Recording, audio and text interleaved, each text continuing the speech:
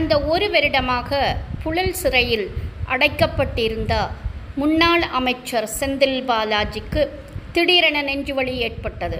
இதன் காரணமாக ஸ்டான்லி மருத்துவமனையில் அனுமதிக்கப்பட்டு சிகிச்சை பெற்று வந்திருந்த நிலையில் மீண்டும் மூச்சு திணறல் ஏற்பட்டதன் காரணமாகவும் மூச்செடுக்க கஷ்டப்படுவதன் காரணமாகவும் அவர் ஓமந்தூரார் அரசு மருத்துவமனையில் தீவிர சிகிச்சை பிரிவில் அனுமதிக்கப்பட்டு சிகிச்சை பெற்று வருகின்றார் என தெரிய வருகிறது.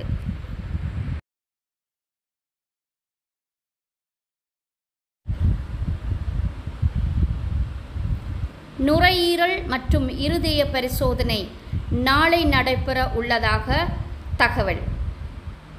ஓமந்தூரார் அரசு மருத்துவமனை தீவிர சிகிச்சை பிரிவில் செந்தில் பாலாஜி அனுமதி.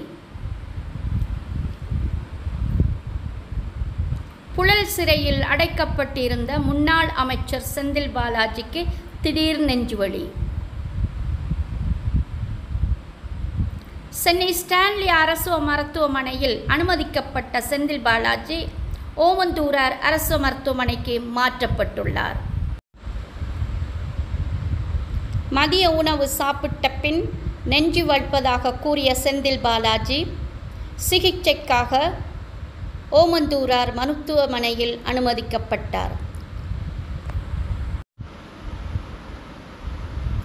மூச்சு விடுவதில் சிரமம் ஏற்பட்டதன் காரணமாக ஐசியூவில் அனுமதிக்கப்பட்டார். நுரையீரல் மற்றும் இருதய பரிசோதனை நாளை நடைபெற உள்ளதாக வைத்தியர்கள் அறிவித்துள்ளனர். ஓமந்தூரார் அரசு மருத்துவமனை தீவிர சிகிச்சை பிரிவில் செந்தில் பாலாஜி அனுமதி.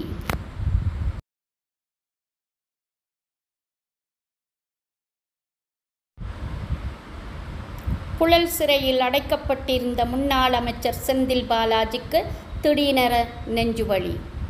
சென்னை ஸ்டான்லி அரசு மருத்துவமனையில் அனுமதிக்கப்பட்ட செந்தில் பாலாஜி ஓமந்தூரார் அரசு மருத்துவமனைக்கு மாற்றப்பட்டுள்ளார்.